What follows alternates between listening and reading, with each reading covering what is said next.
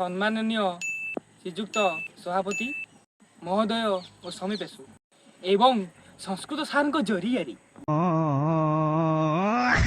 ମହାଶୟ ଆଉ ମୋ ପ୍ରିୟର ମଲ୍ଲି ମୋ ଅନ୍ତରରୁ ଭଲ ପାଇବା ଜଣେଇ ମୁଁ ଆଜି କିଛି କହିବାର ସୁଯୋଗ ପାଇଥିବାରୁ ନିଜକୁ ଧନ୍ୟ ମନେ କରୁଛି। ଏଇ କେଇ ମାତ୍ର 2 ଘଣ୍ଟା ପୂର୍ବରୁ अरे कहना क्या चाहते हो? ଆମେ ସମସ୍ତେ ଆମ ନିଜ ଗୋଡ଼ ଓ ପାଟିକୁ କଷ୍ଟ ଦେଇ କିଛି ବୁନ୍ଦିଆ ଖାଇବା ଲୋଭରେ ଏଠାରେ ଏକତ୍ରିତ ହୋଇଛି।